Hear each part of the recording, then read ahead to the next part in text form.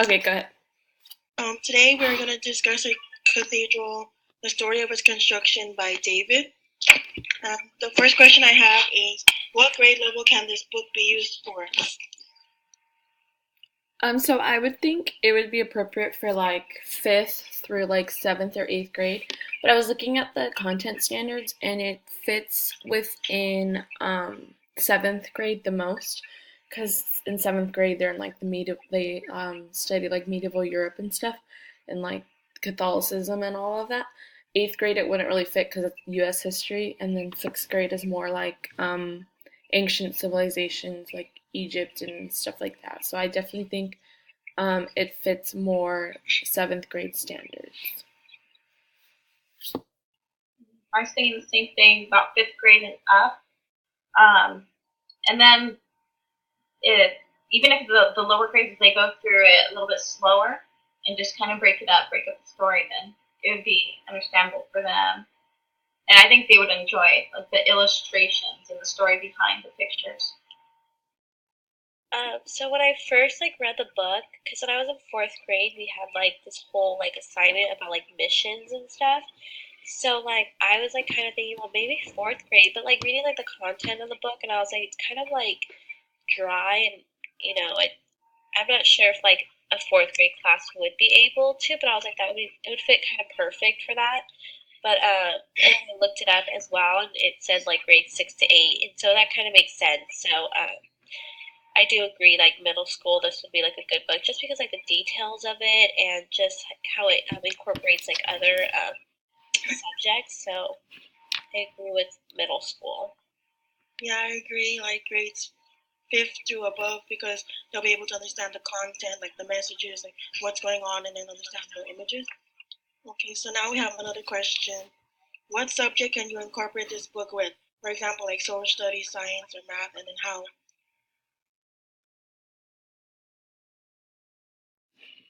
Well, the first one that came to my mind was math, because they started going over the tools that were used.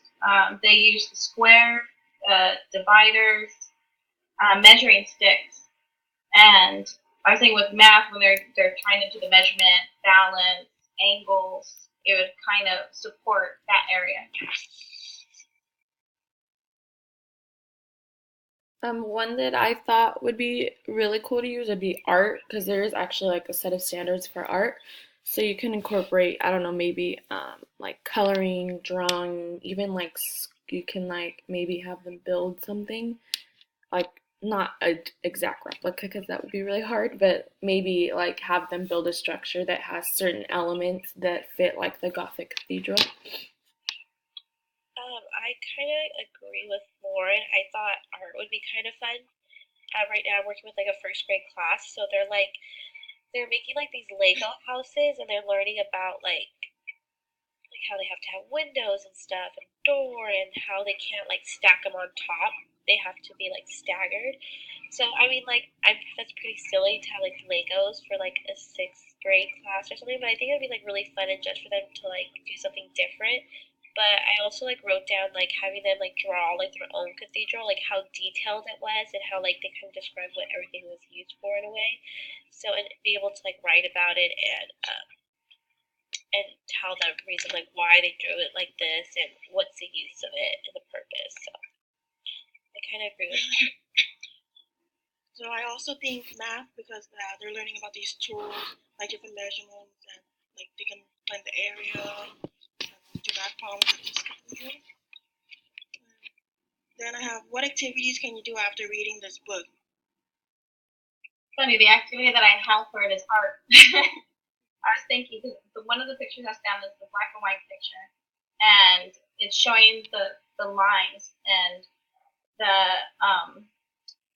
the unique style of the cathedral and the arches and the effects of the stone has.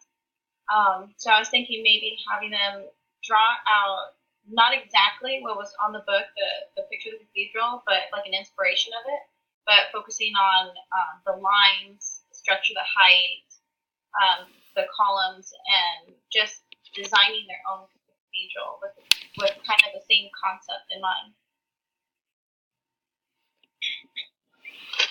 One I would do, like I already mentioned, I would have them kind of sculpt something, a structure that includes elements of the Gothic cathedral. But then I would kind of have them like have a paper go along with it. So what element of their structure represents the same element on the Gothic cathedral? Maybe like, they choose three elements, and that way it could be, a 5 paragraph essay. So they have their intro and then the three bodies and then their conclusion.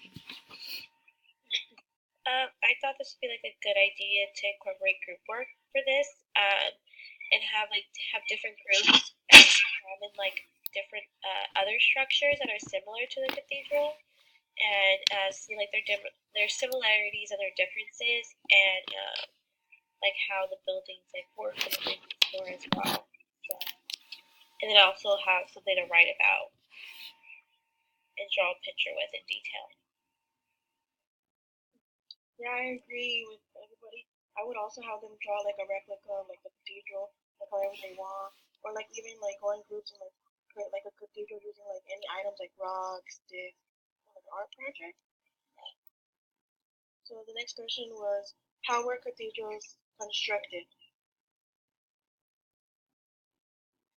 When reading the book, I saw that the laborers did most of the physical work, but they had specialists that worked in different areas. They had the master quarryman, master stonecutter, sculptor, mortar maker, mason, and carpenter.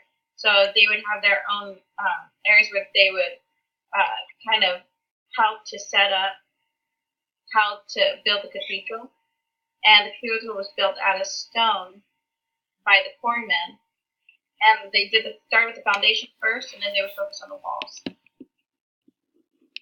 Just to add on to hers, I thought it was interesting how it started even like with the design. So it shows us the designs they first drew for the cathedral, and then it goes through like how they collected, where and how they collected their materials from, and then it goes into like building it.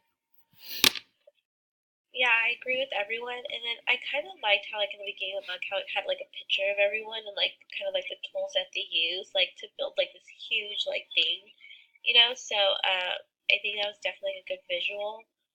Um, but yeah, like how Susan was saying, how there's different people that specialize in different things to help build the structure.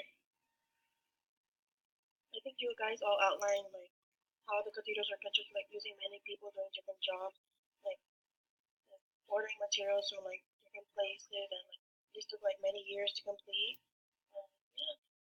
So now, what are cathedrals used for, and what do they represent, and why are they important? Cathedrals were used as a place of worship, and the reason that that cathedral was built, and what they usually built them was to give thanks to God if they had like a prosperous time or without sickness, and so that was their way of like saying thank you to God.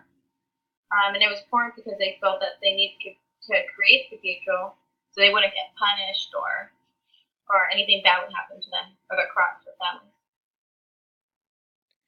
Yeah, they thought that if they built God, a new cathedral for them to like worship and whatnot, that he would favor them and bless them even more because they had built this sacred place for him. Yeah, that's kind of exactly like what I had written down. And also, I think Susan touched on it and how like it was like built for a place of glory to God, and like how they said like building this would help them, give them like a better, I don't know how to explain it, but it'd be a better outcome for them by building this. Yeah, I agree with everyone. It's a place to be connected with God, where God dwells, and then to worship and to reflect on their faith. So then now we're moving on to to discuss the architecture of the cathedral found on the cover of the book and on numerous pages throughout the story, like the lines, the shapes, the resources, the style, the materials. On the cover of the book, it showed that it was tall and there were a lot of arches. It showed that it was made of stone. And on page 47, it showed the inside of the cathedral, so it showed like the high ceiling and how the stained glass windows kind of brought the light into the cathedral. And the materials used were stone, and the style was Gothic. I think so one thing that sticks out to me is there's a lot of like pointed a lot of points. Nothing's very round. There's um the only thing that's round is like the middle glass window, but the rest of it's very like pointy and not much around. Even like the arches, they kind of point at the top, and that's very like Gothic style and not much round, very pointed. And then another thing that stood out is the ceiling was over 100 feet high. And it's crazy that they were able to do that back then with like such limited tools.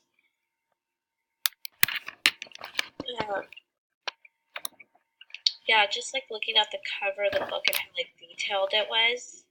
And I feel like especially for students, like their first question is gonna be like, how did they build it, especially so high, and like all the details. Uh, but yeah, definitely how like gothic it was as well. And even just like looking at like the floor plan, like how detailed that was already, like how advanced they were and like the way they like structured everything. I thought that was pretty Yeah, you guys said it all. Like, there's like different materials. It's very detailed, very tall.